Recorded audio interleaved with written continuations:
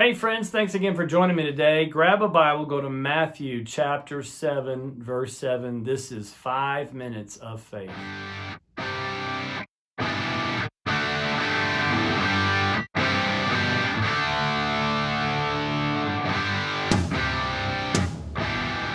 All right, let's get into the Word together. Matthew 7, verse 7. I want to talk to you about God providing for all your need. I believe that if we will trust Him and have faith, God has provision. You and I need to have the faith to receive that provision. How do we get that kind of faith? I believe it comes through submission to God. When you trust in God, do what God told you to do. God has a plan for you, and where God guides, He provides.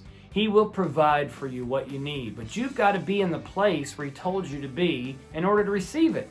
You've got to have the faith that He's told you to have in order to receive it, and you've got to do what He told you to do. We don't receive from the Lord because we've somehow earned it.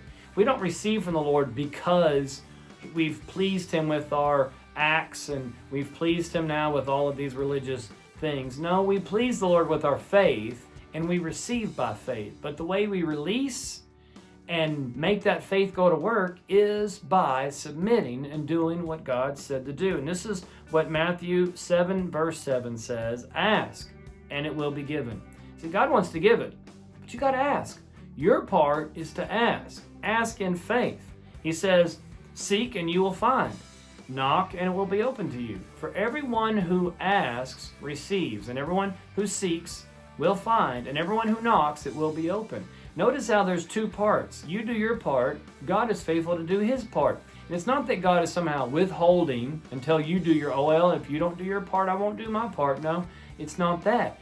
You, by faith, are positioning yourself to receive from the Lord. When you ask, when you seek, when you knock, that is you putting yourself in a place where now you're able to receive by faith the things that God has promised. He is so willing. He's so eager to pour out blessings, pour out provision.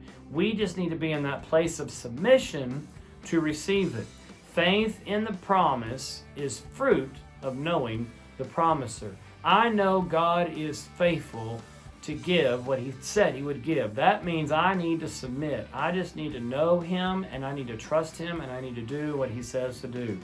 Listen to what James 4, verse 2 says. You lust and do not have. You murder and covet and cannot obtain. You fight and war, yet you do not have because you do not ask. Notice, God is not withholding something because He's mad at us or somehow resentful. No, you have not put yourself in a place to receive because you haven't asked. And when you do ask, he goes on, you do not receive because you ask amiss, that you may spend it on your own pleasures. Part of submitting is knowing the will of God and submitting to His will, His way, His word, not your own. Do things God's way. Sometimes He'll ask you to do things that may not quite make sense, but you're going to have to trust Him. You may not be able to see it all. You may not be able to understand it all. And this is what happened in 2 Kings chapter 5, verse 13. This is the story of Naaman. He's full of leprosy. He hears about the man of God in Israel. He goes down to get healed. And Elisha hears about this, and Elisha tells him to go wash in the river Jordan 7 times. Now Naaman hears this and thinks, that's crazy. Why would I do that? The Jordan River is not very clean. I got cleaner rivers back home. That's nonsense. This isn't going to work. And he goes off. And here's what it says in 2 Kings chapter 5, verse 13. His servants came near and spoke to him and said, my father, if the prophet had told you to do something great, would you not have done it? How much more then when he says to you, wash and be clean?